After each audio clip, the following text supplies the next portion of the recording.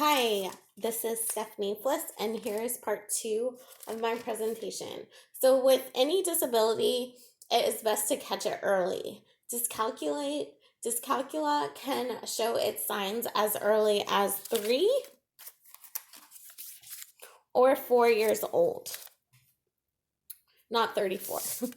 um, If you find your preschooler not being able to match quantity to the number, skipping one root counting, take action. You can put conversations about numbers in your daily dialogue, or you can play number games like Chutes and Ladders to build number sense. Oftentimes, though, they don't get identified till later when they are in grade school. We use the multi-tiered system of supports, or MTSS, and it looks like this. We have this little pyramid here, and so this is like everybody, the bottom, and I showed you with swirls, and here we go. So here is like everybody's the swirl in the bottom, and then we test, and then we figure out who has disabilities or maybe just needs extra support.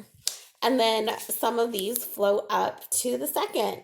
And then we, teach and show lessons. And then we go and we test again, and we see who needs major interventions. And that's how it works. So we start at the bottom, and some people float to the top. And that's how it works. Okay.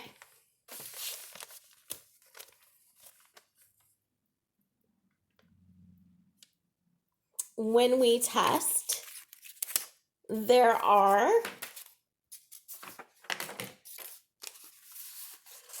4 types of tests that we use. So, we use universal screening assessments, diagnostic assessments, progress monitoring, and summative. So when we do the universal screening, that's 4 times a year or 3 times a year. So think of it as a story, beginning, middle, and end. When we do diagnostic, that can be informal or formal. It's really up to the teacher. And then progress monitoring, we monitor progress constantly. And then summative, you can think of summary like at the end, and summative is at the very end of the learning experience, and that is like your EOCs. So with that, there are 5 anchors of tiered mathematics, and they are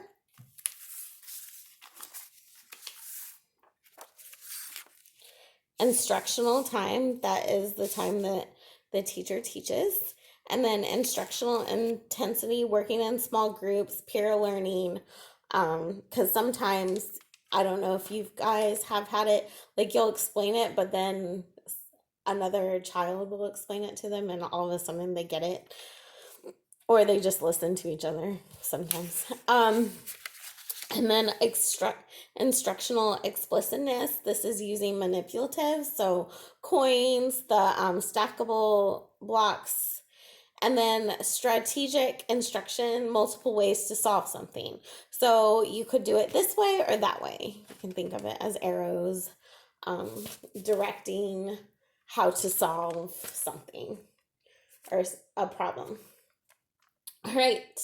And then another approach that you can use in math to teach is the CRA.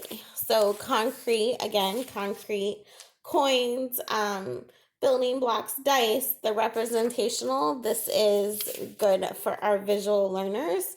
So this will represent, 6.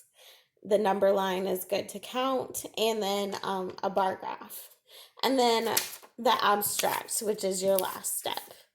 When using this method, you want to make sure that you don't rush those with disabilities from one to the other, because that can cause confusion. When we teach, we need to consider the UDL framework. So, Universal Design for Learning. That means we are including everybody, and it's as diverse as the universe. So we have the sun, the Jupiter, there's a planet we haven't discovered out here in the Milky Way. So we need to be um, well aware of everyone. And I drew the universe so you can think universal design for learning, and also so to make sure that we include everybody, and everyone's as different as every part of the universe. We are no longer a one size fits all t-shirt, and we need to remember that. And these never even fit anyone anyway, so we need to think when we are teaching that everyone is a part of the universe and has different needs and ways of learning. Also, the Universal Design for Learning also includes assistant technology. So those of them that need accommodations, you need to include that. Now, that doesn't mean that you have to have a smart board. You can have graph paper to help line up your numbers, a calculator for those that can't compute numbers right away and they need assistance. And that way they don't get hung up on the little steps and they get to the big goal.